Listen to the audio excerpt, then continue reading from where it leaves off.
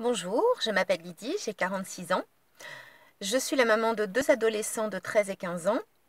Je suis une femme active et je n'ai pas d'autre prétention en faisant ces vidéos que de vous présenter mes réflexions et mes expériences de femme et de maman. Alors aujourd'hui, déjà je vous prie de m'excuser, je vais tourner ça dans ma voiture, hein. Comme je vous ai dit, je suis une femme active et donc je profite de mes pauses déjeuner pour agir sur mon blog et sur les vidéos parce que la lumière est quand même plus belle le midi. Le problème c'est que je suis dans le nord de la France et là aujourd'hui il fait vraiment pas terrible. Il y a énormément de vent et il fait très froid donc j'avais peur de filmer dans des conditions difficiles. Donc voilà. Ensuite, aujourd'hui, le point que je voudrais aborder, le thème que je voudrais aborder, c'est les grands-parents. Alors chez nous, les grands-parents ont énormément d'importance, même s'ils ne sont pas physiquement, enfin, hormis peut-être pour mes parents, s'ils ne sont pas physiquement très présents. Mes enfants ont la chance d'avoir trois grands-pères, trois grands-mères et un arrière-grand-père. Donc le papa de Sylvain, qui s'est remarié avec Mamie Lapin, hein, puisqu'elle collectionne les lapins, habite à 1 heure et demie de chez nous, en campagne, donc on les voit quoi, 3 ou 4 fois par an. Avec eux, on profite de balades, on mange les bons gâteaux de Mamie Lapin. Mon beau-père est très proche de la nature, très investi dans les activités touristiques de sa ville. Mamie Lapin est une crème qui a beaucoup d'humour, qui voit toujours le côté positif des choses et qui s'occupe des autres. Voilà, c'est un amour en fait, hein. Ensuite, la maman de Sylvain habite à environ 3/4 d'heure de chez nous. Elle s'est remariée également avec Papouche, hein. C'est comme ça qu'il l'appelle. En fait, ils habitent également en campagne. Alors, le papa de Sylvain, comme la maman de Sylvain, ont des week-ends bien remplis. Mon beau-père fait de la chorale. Donc, comme je vous ai dit, participe à l'activité d'animation de sa ville. Ma belle-mère a énormément d'amis. Elle faisait vivre une bibliothèque. Voilà, elle partage énormément de choses. Ma belle-mère, c'est... Donc mon beau-père est facteur. Ma belle-mère, en fait, était au départ femme de ménage. Et en fait, c'est une dame qui s'est construite d'elle-même. Je veux dire qu'elle a repris les études après avoir élevé ses enfants. Elle a repris ses études pour rentrer en mairie au niveau du service de l'architecture d'une assez grosse ville. Donc voilà, enfin, ça montre aux enfants que voilà, on peut changer d'orientation si on le veut, on le peut, il suffit d'y mettre les moyens. Et ça, c'est vraiment chouette. C'est une dame qui cuisine très très bien les gâteaux, qui fait de très bons et de très beaux gâteaux. Mon beau-père, lui, fait de très bonnes sauces. Avec un rien, il nous fait un délice. Ma belle-mère est énormément dans les travaux manuels, donc aussi bien au niveau du tricot, au niveau du crochet, au niveau de la couture, au niveau du scrapbooking, du collage de serviettes, de la peinture. Enfin, vraiment, c'est quelqu'un de très, très manuel, donc très ouverte sur la littérature. Donc voilà, donc ça, c'est une grande richesse également. Papouche, c'est notre petit clown en fait, mais qui est en même temps très, très posé. Donc, qui est une bonne leçon de vie également pour les enfants. Voilà. Et ensuite, bon, bah, il y a mes parents qui sont un peu plus présents. Donc, ma belle-mère, on doit la voir également, hein, 5 ou 6 fois dans l'année. Mes parents, c'est un rythme différent puisque mes parents, en fait, habitent beaucoup plus près de chez nous. Quand Thaïs avait 2 ans, ma mère a pris sa retraite. Mon père était déjà retraité. C'est plus cocooning chez mes parents, moins ouvert sur la culture, hein, et la nature. Donc en fait, ils ont été beaucoup plus présents en fait. Donc quand ils étaient petits, alors là j'avais une chance inouïe, vous allez être jaloux et je vous comprends.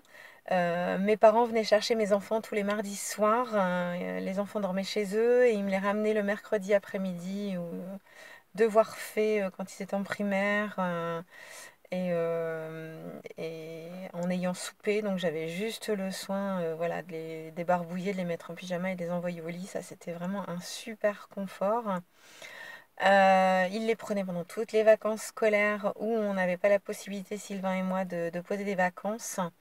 L'été, jusqu'à encore l'année dernière, il passait un mois dans le camping, dans la caravane de mes parents. Donc c'est un camping où il y a pas mal de personnes âgées qui gardent leurs enfants. Donc les enfants avaient une deuxième bande d'amis sur le lieu de vacances. Donc ça c'était plutôt cool. Sur le lieu de vacances également, ils ont pu apprendre la natation, puisqu'il y a une piscine là-bas avec une intervenante qui était assez présente pour eux. Ils ont appris le vélo avec mon père. Donc ça, c'était super cool. Depuis que Thaïs est rentrée au collège, ça s'est un peu inversé en termes d'organisation, c'est-à-dire qu'au lieu de prendre les enfants chez eux, ils ont débarqué chez moi. Donc ils occupent leur journée chez moi, ils arrivent donc juste avant le repas, ils les font manger, puis après ils assument une présence. C'est-à-dire qu'il n'y a aucune obligation pour mes enfants. Euh, voilà, ils leur laissent faire les devoirs. Mes parents sont complètement conscients qu'il y a une part de vie sociale avec les copains qui va prendre de plus en plus d'importance et en fait, ils les laissent libres. Bon, bien sûr, ils nous demandent toujours notre consentement quand il y a une sortie imprévue qui se décide là, comme ça. Mais voilà, ils sont juste là, une présence. Si vous avez besoin de nous, on est là. Ils ont le choix également du repas qu'ils vont manger. Donc ça, je trouve ça cool. Ils se mettent d'accord tout le temps la semaine d'avant sur ce qu'ils vont manger le mercredi d'après. Excusez-moi. Là, je trouve ça super chouette également. Donc cette année, je ne sais pas si les enfants vont avoir le désir d'aller passer les vacances à la caravane. Voilà, affaire à suivre. Donc voilà, et puis après il reste mon grand-père.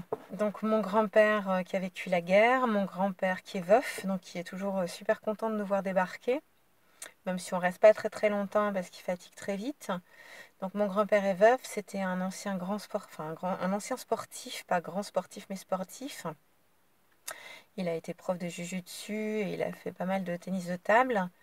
Musicien également, donc il a fait de l'accordéon et ensuite il a basculé vers l'orgue. Ma grand-mère était une tricoteuse d'art, donc j'ai la chance d'avoir un châle. Enfin, c'est moi qui l'ai demandé en fait. Quand elle a su que j'étais enceinte de mes enfants, elle m'a à chaque fois demandé ce que je voulais. Et moi je lui disais, je veux juste que tu me tricotes un châle pour chacun d'eux. C'était un fichu en fait qui les accompagnait dans la poussette. Donc j'ai la chance, enfin ils ont la chance d'avoir leur petit châle chacun tricoté par leur arrière-grand-mère. Voilà, donc mon grand-père est quand même quelqu'un d'assez rigoureux qui... Voilà, c'est l'ancienne génération, mais c'est bien aussi, je pense, que mes enfants voient voilà, comment on vivait avant, les rigueurs qu'on pouvait avoir avant. C'est vrai qu'il a une certaine sévérité. Enfin voilà quoi. Mais je pense que c'est également une richesse que mes enfants puissent le rencontrer. Donc on essaye d'y aller également une fois tous les 2 mois pour passer, je vais dire, une heure et demie avec lui. Voilà, donc moi je trouve que c'est hyper important de laisser de la place aux grands-parents. Alors c'est vrai que moi, j'ai énormément de chance parce que je m'entends super bien avec mes belles-mères, je m'entends super bien avec mes beaux-pères, je m'entends bien avec mes parents. Mes beaux-parents qui sont divorcés s'entendent super bien entre eux, donc on peut très bien faire une fête de Noël ou une autre fête où il y a les trois grands-parents, enfin les trois couples pardon, de grands-parents. Donc ça, c'est également une richesse qu'on peut avoir et je les en remercierai jamais assez. On peut faire des fêtes tous ensemble, ça c'est vraiment cool. Mais je trouve que les grands-parents ont quand même d'autres choses à amener. Ils ne sont pas là uniquement pour l'éducation, ils sont là pour amener d'autres choses, du temps, énormément de temps.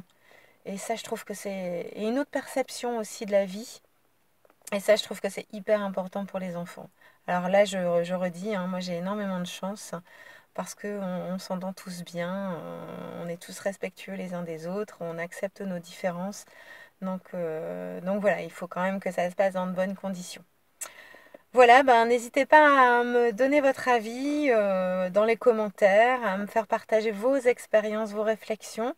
Si vous avez apprécié cette vidéo, n'hésitez pas à faire le petit pouce en l'air qui fait du bien et à mon ego.